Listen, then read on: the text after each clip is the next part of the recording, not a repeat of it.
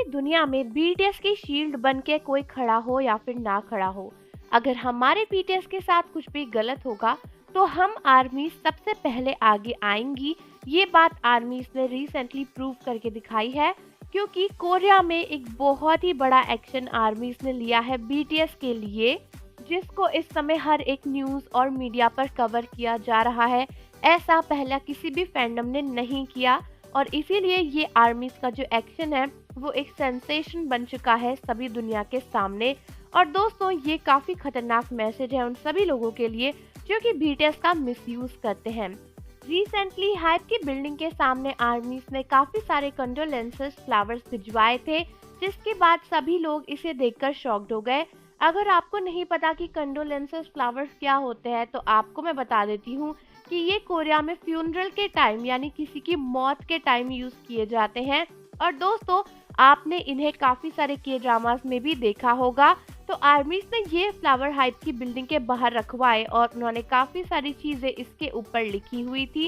Usually जब भी कोई मरता है तो उसके लिए अच्छी विशेस लिखी जाती हैं इन फ्लावर्स के रिबन्स पर, लेकिन आर्मीज का ये एक्शन इस समय साउथ कोरिया में सेंसेशन बना हुआ है हर एक मीडिया के लिए।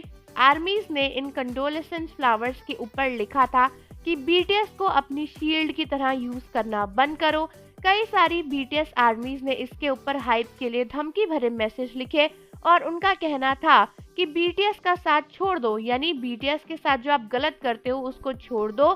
कई सारे आर्मीज ने स्पेशली चेयरमैन बैंग सी ह्यूक के लिए मैसेज लिखा और उनका कहना था कि बैंग सी ह्यूक और सीईओ पार्क जी वॉन को मीडिया के साथ खेलना बंद कर देना चाहिए और जो बीटीएस को वो अपनी शील्ड की तरह यूज कर रहे हैं, मतलब जो कुछ भी गलत हो रहा है ना, हर चीज में बीटीएस का नेम ले आ रहे हैं। किसी ने केस कर दिया, किसी ने र्यूमर फैलाई, किसी ने डिफेम किया, हर जगह पर बीटीएस के बारे में ही बोलते रहे कि हम बीटीएस की कंपनी बीटीएस को प्रोटेक्ट करेंगे, तो ये सब करना बंद करो। साथ ही साथ आर्मीज का ये भी कहना है कि ऐसी कोई भी एजेंसी का कोई भी काम नहीं जो अपने आर्टिस्ट को प्रोटेक्ट कर पाए, इसीलिए हाइब इस जनरेशन की सबसे बुरी कंपनी है। साथ ही साथ आर्मीज का ये भी कहना है कि अगर हाइब इसी तरीके से अपनी हरकतें कंटिन्यू करती रही तो हम चाहते हैं कि बीटीएस पूरे तरीके से हाइब से अलग हो जाए और हाइब सबसे बुरी और सबसे इनकम्पिटेंट कंपनी है इस इंडस्ट्री में। साथ ही साथ आर्मीज की ये भी डिमांड है कि हाइब की वो बेसिक कोर मैनेजमेंट कहाँ गई जो कि हमेशा अपने आर्टिस्ट को प्रोटेक्ट करती थी। तो इस तरीके से काफी सारे धमकी भरे मैसेज लिखकर ये डेथ ब्रेथ आर्मीज ने हाइब के सामने भेजी है। और इस तरीके से अगर किसी को फ्यूनरल के फ्लावर्स पहले ही मिल जाएं तो ये उसके लिए एक बहुत ही बड़ा अंदेशा होता है, एक बहुत ही बुरा अपशगुन भी माना जाता है, एक बहुत बड़ा मिसफॉर्च्यून भी कह सकते हो आप हाइब की कंपनी के लिए।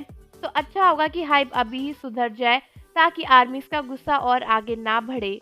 तो आप मुझे कमेंट करके बताओ कि आप कोरियन आर्मीज के इस एक्शन के उनके साथ हो या फिर नहीं। और जाने से पहले चैनल को जरूर सब्सक्राइब कर लीजिए, बेल आइकन प्रेस कर दीजिए। मिलते हैं आपसे अगली वीडियो के साथ।